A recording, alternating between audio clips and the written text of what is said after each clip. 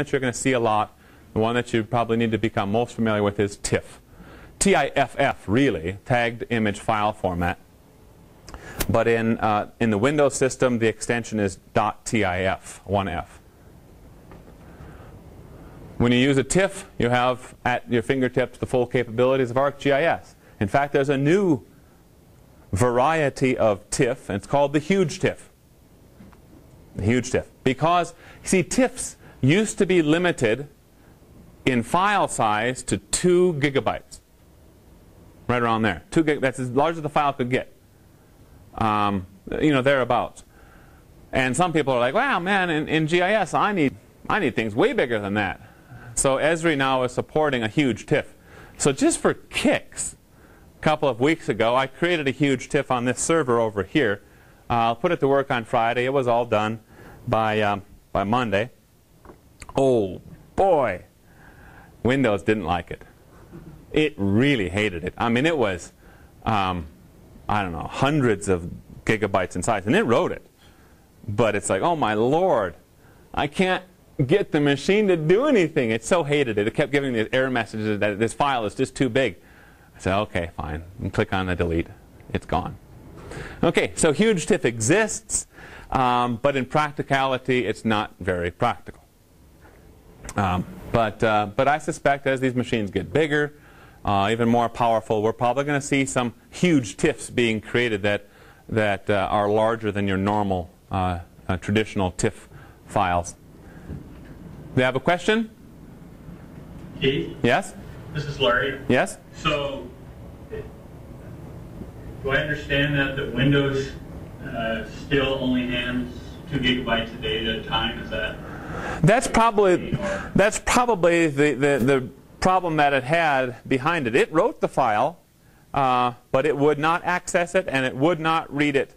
It would not let me get at it again. So I had to delete the file. So while ArcGIS supports the creation of huge TIFFs, the Windows operating system doesn't really get along with it, and it makes working with it pretty bad. Do we need to understand that we can't put anything bigger than 2 gigs in? Read it in? Yeah, I wouldn't. At this point, I would not try to utilize the huge TIFF capabilities inside of Arc. Even though in theory it's capable of it, I wouldn't do it. Typically what we do when we have very, very large raster data sets is we tile them, which means we will use numerous TIFF files to represent and make it look like one. Okay, so the entire state of Idaho, if you look at the National Agricultural Imagery Program aerial imagery for the state of Idaho, and we host it here on one of our servers. Inside Idaho hosts it on one of theirs as well. A nice redundant system there. If you pull that image service up, if you look at that, it looks like one file. And it loads so fast you'd think it is one file. But in reality, behind the scenes, there are 6,300 and some odd tiles, individual TIFF files, representing what looks like one layer. And so we use stuff like ArcGIS to put it together cosmetically, and it's kind of giving you the best of both worlds. It looks like one file, but it's stored as 6,000 individuals, easy on the operating system, and it works out, like I said, pretty much the best of both worlds for everyone. Does that address your question, Larry, well enough? Or? Yes, it does. Thanks. Okay, cool. The TIFF is I have up there, it's a versatile data type, or it's versatile in the data types that it can store. So the value of a pixel has to be defined, if we're going to read it in properly, it has to be defined for the software to read that data. So what we saw before, remember that DEM? If we were going to create that, import it in as a TIFF and save it as a TIFF file, those values were what, 1,300, 1,400, those sort of things, remember that? So does anyone know what data type could be used to store that data? Do you know what I mean by data type? Things like, how many folks have heard of things like integer, long integer, double, floating point, those sort of things? Have you heard of that? No? Some of you have. Yeah, we'll get into that later on in the semester again. But that's what we mean by data type. And things like, oh, let's keep it real simple. One of the most simple data types is called Boolean. Okay? And a Boolean data type has a valid data range, or valid range of values of 0 as the low, 1 as the high. That's pretty simple, right? Zeros and ones. Binary, it's called also.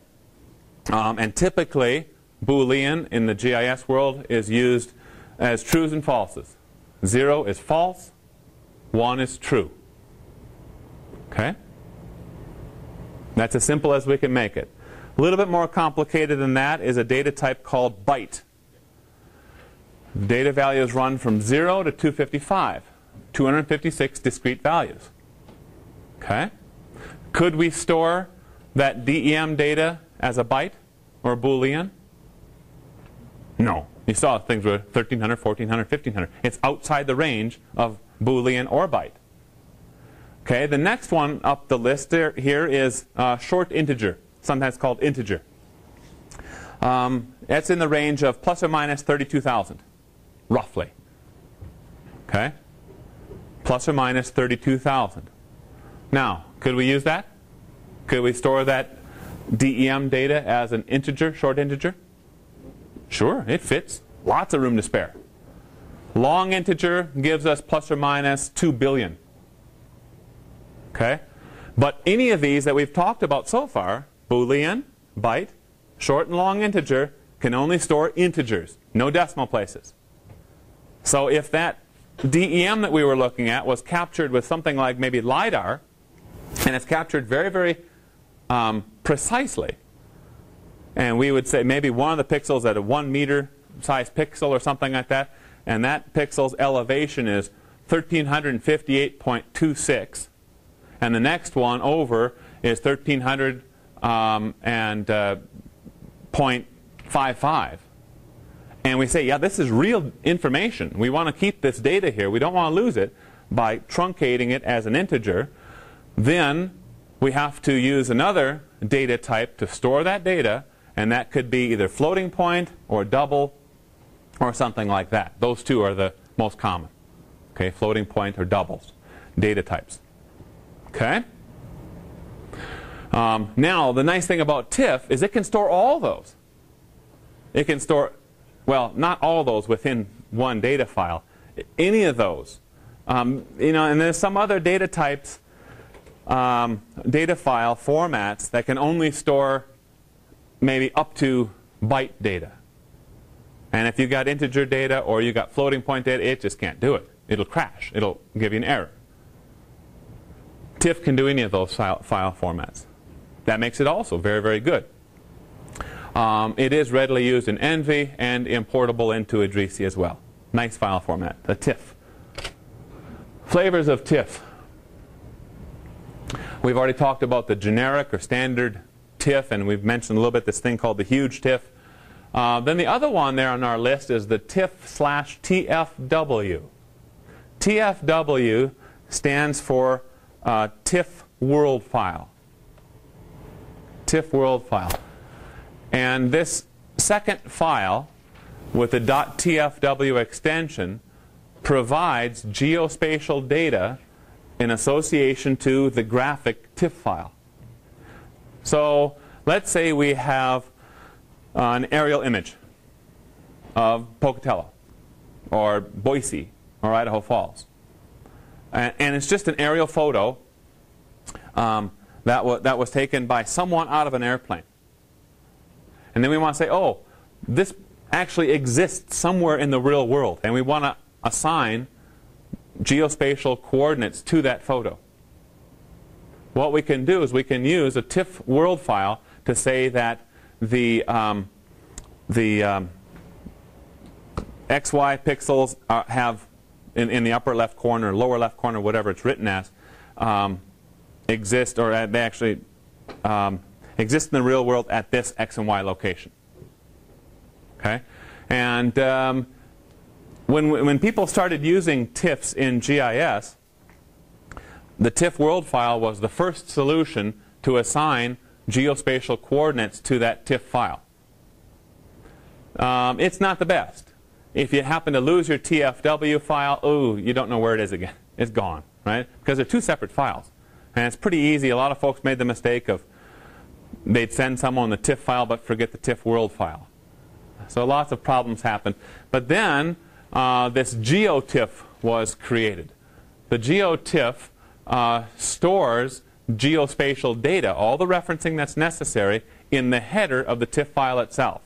So if you send someone a GeoTIFF file, and that TIFF gets sent over to someone, you make it accessible on the internet, the person downloads it, whatever it is, they can't lose the spatial information. It's part of that file. The GeoTIFF is also capable of storing some geospatial metadata inside the header itself. Lots of additional capabilities. It's a nice file format. Today we don't see the TFWs anywhere near as much as we used to. We used to see them all the time and had some problems with them. Typically, when we work with TIFF in GIS, it's a GeoTIFF. Okay. This is an example. If you do happen to work with a TIFF world file, TIFF and TIFF world file pair, we call it. The TIFF world file is a tiny little text file that contains only 6 lines. The first is the width, if you want to call it that, of each pixel. Second, lines 2 and 3 aren't even used. There was some idea years ago that it would have skew information in there about rotation of the imagery, but it never got used. The standard was created and never implemented at 2 and 3. Line 4 is, if you want to call it, the height of each pixel. Or we could say the length of the pixel along the y-axis for line 4. And then we have the real-world location of the pixel in the upper left corner. Now remember those DEMs, those were written starting in the lower left corner. TIFF world files designate things from the upper left corner. Software needs to worry about it mostly, right? And line 5 is that x coordinate, and line 6 is the y coordinate. You see line 4? It's negative. You see that? Line 4 is negative. So in other words, the height of the pixel is negative in value. And has negative height. How's that work? Why is it negative? Because you're starting in the upper left corner, so okay. You're going down each time you do a pixel. Yeah, we're going down, and what's happening in real-world coordinates as we go down? So those are going down as well towards 0. Yeah, which is the equator, right? Right, that's why. Okay, did everyone catch that? How about Boise and Idaho Falls? Did you catch that? Library? Well, I don't know if you spoke loud enough to get it caught, and that's okay. And he was absolutely right. What's your first name again? Scott. Scott was absolutely right. Now the reason why line 4 is going to be negative is because, number 1, we're starting off in the upper left corner. Okay, in the upper left corner, let's say it's close to the North Pole. And the lower left corner is close to the equator. As we move down that column, we have to go from a large number down toward and closer to 0, right? There's no way we can do that by that y value being a positive number. So it's set as a negative so that the real-world coordinate of the pixel at the 500th row will be less than the y of the pixel at the first row.